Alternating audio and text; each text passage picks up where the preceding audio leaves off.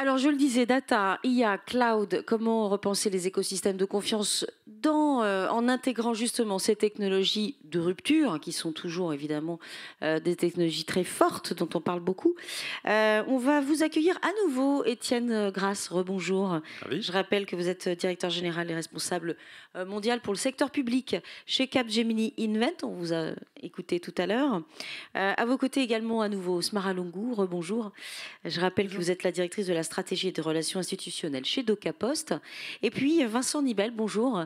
Vous travaillez chez EDF. On a écouté deux de vos consoeurs, confrères à l'instant. Vous dirigez les systèmes d'information chez EDF, rejoint évidemment par Nassima qui restait avec nous d'Orange Business Service. Alors, merci beaucoup pour votre participation. Étienne, grâce chez justement Capgemini Invent, puisque vous êtes en contact, en prise directe, vous, avec les entreprises, notamment sur ces sujets d'IA, de cloud, cloud de confiance aussi. Je parlais des écosystèmes de confiance. Je pense que ce serait bien de repréciser et de nous donner, vous, votre définition du système, des écosystèmes de confiance, plutôt d'ailleurs que de souveraineté. Oui, alors Nassima a dit beaucoup de choses et j'avoue que je partage tout ce qu'elle a dit. Donc je ne vais pas revenir sur ce qu'elle a dit. Vous pouvez juste approcher Peut-être, votre ouais, petit... le Voilà, point merci. clé, c'est que le mot souveraineté, c'est un mot qui est chargé d'intention. Le mot souveraineté, il a été inventé pour mettre fin aux guerres de religion dans notre pays. C'était il y a très longtemps. Mais il est toujours fait pour apporter de la paix sociale ou de la paix civile. Et ce qui désigne le mot souveraineté, c'est qu'on se place sous la responsabilité de loi et d'un État qui définit ces lois. Le sujet derrière le mot souveraineté, c'est l'intention qui est derrière. C'est vrai que le mot confiance apporte parfois plus de clarté. Le point sur lequel nous, on voudrait insister, le groupe Capgemini, c'est que la souveraineté se joue sur la nouvelle frontière technologique, notamment le edge computing, c'est un gros point. Je pense que les initiatives que la Commission a prises en la matière sont des initiatives très importantes. On partage ensemble ce travail autour de l'Alliance européenne pour le cloud et la nécessité de positionner des entreprises françaises leaders sur ces sujets. Dans le groupe Capgemini, le cœur de notre sujet, c'est la tradition de compétences et d'ingénierie de notre pays. Le groupe Capgemini est le plus grand employeur d'ingénieurs en France. On se rend compte sur beaucoup de programmes que le edge computing en est un très bon exemple. À chaque fois qu'on doit aller chercher des sujets de frontières technologiques, on doit réimporter, réinternaliser des compétences. Il faut qu'on prenne conscience de ça, parce que on est un groupe qui est nativement mondial. Sur le edge computing, on a beaucoup de compétences en Inde, dans le groupe Capgemini. C'est pas, contrairement à une idée reçue, on a de très bons ingénieurs en Inde. Et on doit apprendre à travailler, à réinternaliser des savoirs qui sont en Inde sur ces sujets. Voilà, sur des sujets de connectivité ou de réseau, il faut partir de l'idée qu'on a besoin de renforcer nos filières. Donc on travaille avec le système éducatif. Ça c'est un enjeu de souveraineté. Et pour revenir sur votre question, sur la question de la confiance, au-delà de ce qui a été dit sur le cloud, sur lequel je ne reviens pas, la confiance, elle est liée à la diffusion des technologies. Elle s'acquiert dans le contact avec les usagers. Alors c'est aussi une expérience qu'on a eue conjointement avec le groupe Orange quand on a réalisé Tous Anti-Covid. On a passé 1 an à réaliser cette application en lien avec le gouvernement. Cette application n'avait aucun intérêt si les citoyens français ne l'utilisaient pas. Donc sur le plan de la souveraineté, on utilise une modalité de protection des données des citoyens qui est garantie par l'INRIA, qui est le meilleur dans le monde à l'état de l'art, qui est indépendant de grands acteurs américains. Ça, c'est souverain.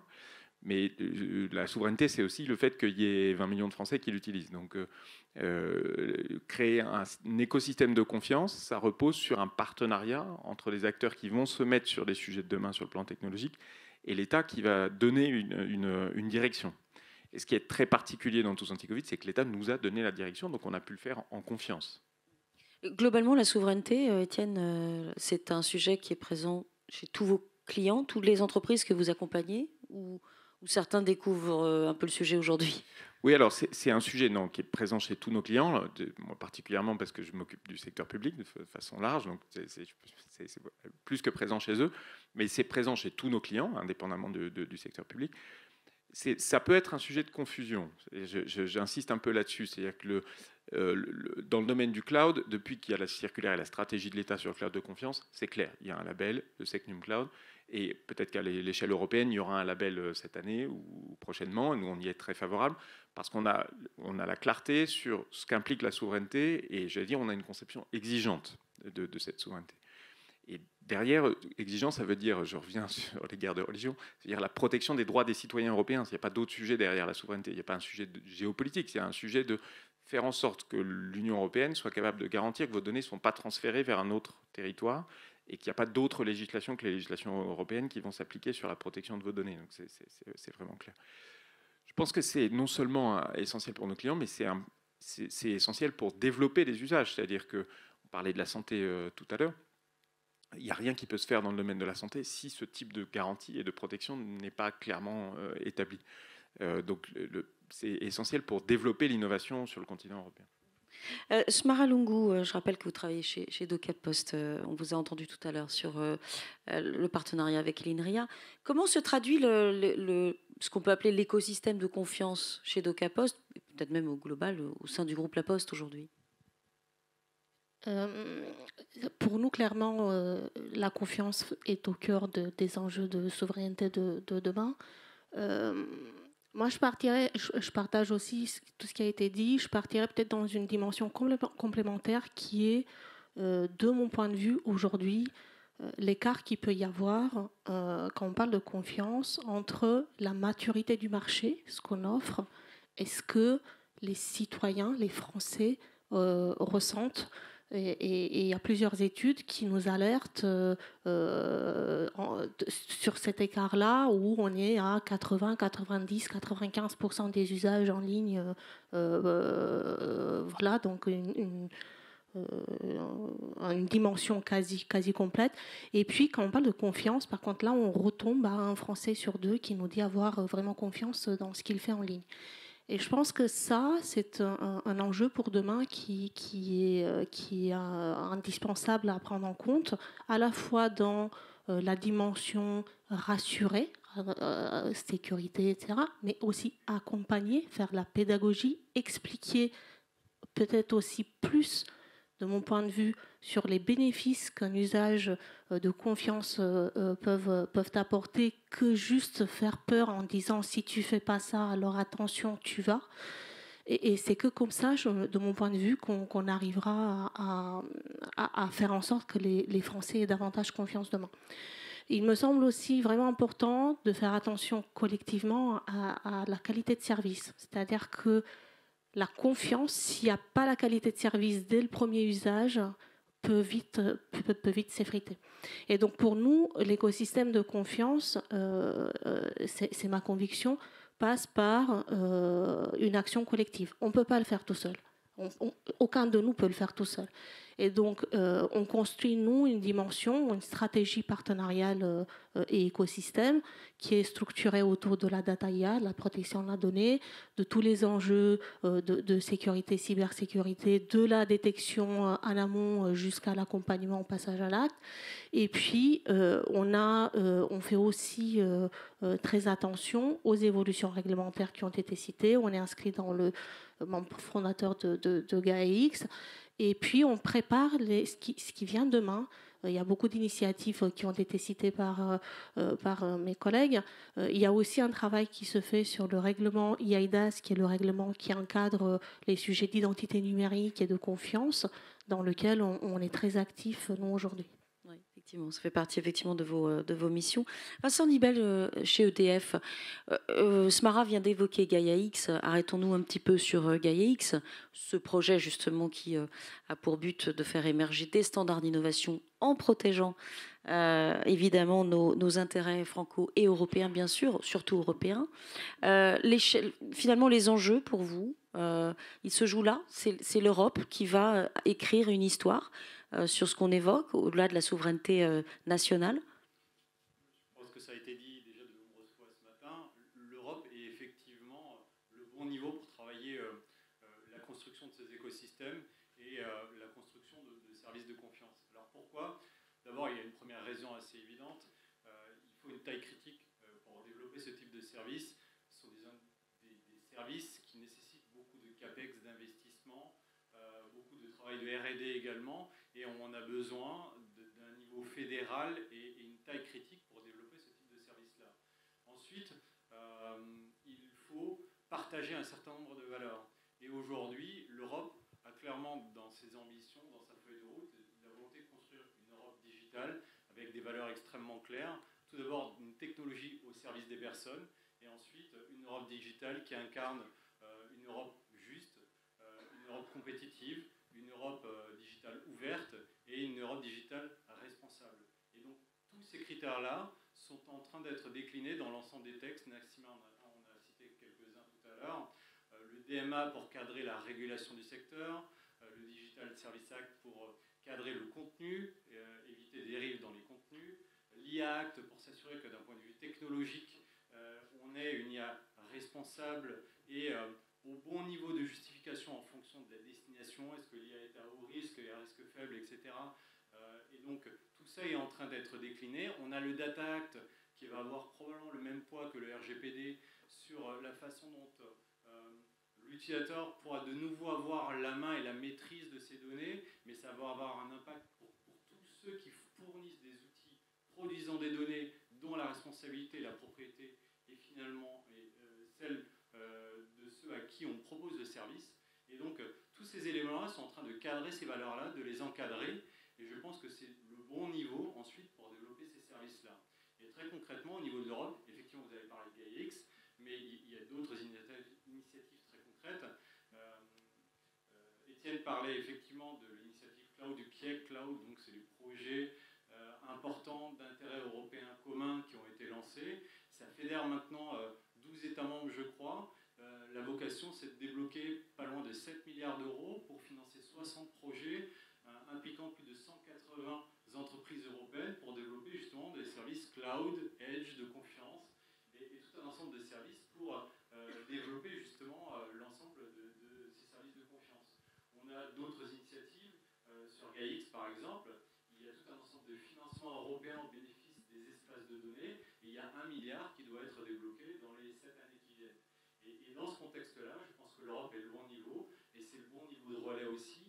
Alors là, c'est là où GaiaX et c'est là où on a tout notre rôle pour développer une stratégie d'influence, faire en sorte que toutes ces régulations n'aillent pas trop loin, qu'elles soient également soutenables d'un point de vue économique dans la réglementation sur l'IA, que toutes les exigences qui vont peser soient réellement supportables pour les différentes entreprises.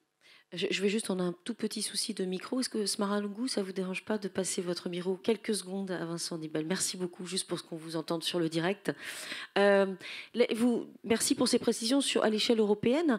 Est-ce que vous pensez que ces initiatives, toutes ces initiatives, elles sont de plus en plus nombreuses? On le voit bien entre le Digital Market, enfin le DMA, le Digital Act, etc., le RGPD qui aujourd'hui donne le là à tous les acteurs étrangers sur la protection de la donnée en général. Est-ce que ça peut faire émerger des standards d'innovation? On le voit, les grandes puissances mondiales aujourd'hui, que sont la Chine, l'Inde ou d'autres grands continents, ont les moyens, clairement, de bâtir des standards, et elles le font sur un dogme très précis. Je pense particulièrement à la Chine, qui a défini son plan 2025 il y a déjà pas mal d'années, avec 5 innovations de rupture, sur lesquelles elle a avancé très vite avec une méthode extrêmement claire, extrêmement suivie, un peu ralentie par le Covid, mais elle avance. Est-ce que nous, ce que vous dites là, c'est-à-dire les initiatives comme GaiaX ou d'autres, avec cette éthique au centre du progrès, soyons clairs, c'est ça qu'on cherche, va demain faire gagner cette bataille de qui maîtrisera l'innovation? Je ne sais pas si elle permet de gagner cette bataille. En tout cas, elle peut permettre l'émergence de standards d'innovation au niveau européen. Je prends un ou deux exemples. Étienne parlait tout à l'heure de référentiels de cloud de confiance qui existent au niveau français. Ça s'appelle Secnum Cloud. Mais on sait très bien qu'à l'échelle de la France, ça ne sera pas suffisant pour assurer la viabilité de services cloud de confiance dans la durée. Et c'est à ce titre-là et c'est pour ça aussi que nous, en tant qu'EDF, on s'est fortement impliqués, et on porte d'ailleurs le groupe de travail Label au sein de GaiaX, c'est pour faire en sorte que la philosophie de ce qu'il y a dans le Secnum Cloud, c'est-à-dire la maîtrise de la sécurité, la maîtrise de la dépendance, la maîtrise, l'immunité, la maîtrise juridique, donc l'immunité aux lois extraterritoriales, et ensuite la maîtrise de l'empreinte environnementale, que ces valeurs-là soient transposées dans le label GaiaX, et c'est ce qui vient d'être fait dans les labels qui viennent d'être validés au niveau de Gaia-X. Et ce passage au niveau européen permet également que dans le cadre de la certification, le schéma de certification européen qui a vocation à sortir pour ces services de confiance, qui est porté par l'ENISA, donc c'est l'Association européenne de cybersécurité, je pense que ces labels qu'on aura portés au niveau européen inspireront du coup ce schéma de certification et feront que ce standard un peu d'innovation, parce qu'il définira ce qu'est la confiance au niveau européen, puisse se développer. Ça, c'est le premier exemple. Le deuxième, c'est Gaia-X, très concrètement, est en train de définir des standards d'identité, des standards de partage de données, des standards de confiance et d'échange de données. On parlait de la maîtrise de la donnée comme étant un élément clé de cette confiance. C'est Gaia-X qui est en train de définir ça et qui est en train de définir comment fonctionneront demain les espaces de données, les espaces de partage de données dans le domaine de la santé, du transport, de l'énergie. Et il y a des appels à projets aujourd'hui pour les incarner. Et je pense que on fait le lien là entre l'expression de besoin, la définition des attentes et le financement. Il n'est peut-être pas à la hauteur des dizaines de milliards que peuvent mettre les GAFAM aujourd'hui en matière de R&D, mais on a quand même des milliards sur la table aujourd'hui dans les plans de financement. Et je pense qu'au travers de ces actions-là, on est en situation de pouvoir développer et faire émerger ces standards et demain peut-être même ces règlements formels d'innovation. Alors, nos amis qui nous regardent en streaming n'ont pas entendu la première question. Je me peux me permettre de vous la reposer, mais un peu différemment, sans redite, sans répétition, parce qu'on ne va pas endormir tout le monde non plus. On peut reparler de Gaia-X et de cette dimension européenne. Parlons justement de ce cadre européen. On a commencé cette discussion sur finalement les enjeux locaux, nationaux. Du côté de Gaia-X, et notamment par l'initiative de Gaia-X, en fait, il faut aller chercher à l'échelle européenne. Il faut regarder à l'échelle les enjeux de souveraineté. C'est ce que vous portez, vous, notamment au sein du consortium Gaia-X. Oui, tout à fait. J'avais indiqué tout à l'heure, effectivement, que l'objectif aujourd'hui, c'est de développer l'écosystème de confiance au niveau européen. Et parce que tout simplement, ces écosystèmes et ces services de confiance ont besoin tout simplement d'un financement adapté, d'un financement au niveau des CAPEX et des investissements nécessaires pour développer ces services-là. Et ils ont besoin d'un cadre et de valeurs également qu'incarne aujourd'hui l'Europe. Et tout simplement parce que l'Europe s'est fixée pour ambition de développer, de mettre la technologie au service des personnes et de développer une Europe digitale juste, compétitive, ouverte et responsable. Et elle est en train de le traduire par tout un ensemble de textes. Je ne veux pas tous les répéter, mais on les a indiqués. Le Digital Market Act sur la régulation du marché, Digital Service Act sur la régulation du contenu, l'IA Act pour la définition d'une IA de confiance, le Data Act pour le partage de données et redonner à ceux qui sont réellement propriétaires de données, la maîtrise de leurs données et des capacités de réversibilité. Et vous avez tout un ensemble encore de textes complémentaires qui sont en cours de réflexion sur la cybersécurité. Et tout ça va permettre d'incarner ça à un niveau qui est le niveau européen, qui est le niveau nécessaire pour le développement de ces écosystèmes de confiance. Merci pour ce petit rappel. Comme ça, nos amis en direct, ceux qui nous suivent à distance, ont votre réponse. Alors justement, je le disais, et rappelons aussi quand même que le marché européen est le premier marché de la Chine. Comme ça, les choses sont claires. Nassima Ouvray, justement, on parlait des Gaia-X. Moi, j'aimerais qu'on s'arrête avec vous pour terminer cette table ronde, parce que le temps file, sur un projet qui illustre bien comment on arrive à concilier l'enjeu de la donnée, probablement évidemment son enjeu de cloud, évidemment, puisque si données il y a forcément hébergement et territorialité dans le cloud. Et puis finalement, quelque chose de souverain, c'est notre agriculture. Racontez-nous un projet que je trouve assez inspirant. Dans la continuité de ce que Vincent expliquait sur Gaia-X, donc Orange Business Services est aussi membre fondateur de Gaia-X, parce qu'on voit notamment l'intérêt, et on parle d'écosystème, de fédérer un écosystème de cloud providers avec des utilisateurs. Et donc finalement, quand on parle de la donnée, le principal enjeu, c'est de pouvoir permettre à l'utilisateur de l'exploiter de façon optimum. Donc ça, c'est un point important. Et donc dans le cadre de Gaia-X, il y a un projet qui s'appelle AgriConsent, qui a été développé en co-innovation entre Orange Business Services, ING et Ag Data Hub. Ce projet, il consiste à développer une solution d'identité numérique pour des exploitants agricoles.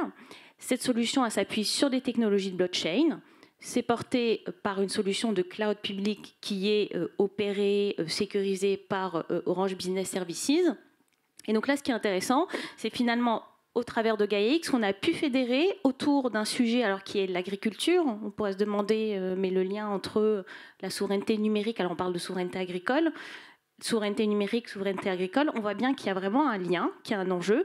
Et donc cette solution d'identité numérique, elle va permettre à tout exploitant agricole d'avoir une traçabilité de ses données, une traçabilité avec ses fournisseurs, une traçabilité avec ses co-exploitants. Et donc en soi, je trouve que c'est intéressant de mettre en avant un tel projet qui est concret et qui illustre cet écosystème, cette fédération d'écosystèmes. Pour vous rentrer un tout petit peu plus dans le détail, c'est quoi? Ça se joue sur les machines agricoles, c'est ça? On va pouvoir... Alors ça se joue vraiment sur, je ne vais pas dire tout, mais sur tout ce qui peut toucher à la donnée, aussi bien les données personnelles que les données industrielles, donc les données qu'on va retrouver qui sont générées par exemple par les capteurs des machines agricoles. Et là, vous m'excuserez, mais je ne rentrerai pas plus dans le détail parce que c'est vraiment pas mon domaine de compétence. Mais l'idée, c'est vraiment cette conciliation de protection des données personnelles, protection des données industrielles, avec l'idée de dire finalement l'exploitant doit être mis au centre des décisions, puisque la donnée, c'est un bien stratégique avant tout, et donc c'est à lui d'en avoir la maîtrise. Et là, donc au cœur de ce projet, dans AgriConsent, si je comprends bien, il y a au cœur, dans la feuille de route, voire le cahier des charges, une raison d'être du projet, c'est ça que je dois comprendre, qui en gros protège toutes les parties prenantes, et en particulier l'exploitant, qui le protège justement d'une extraterritorialité ou une utilisation peut-être illicite de ces données. Qui leur met vraiment au centre des décisions. Ça s'appelle AgriConsent. Je vous invite à regarder sur le web. En tout cas, c'est effectivement très, très intéressant. On va vous applaudir bien fort. Merci beaucoup d'être intervenu ce midi avec nous ici à l'auditorium des Échos.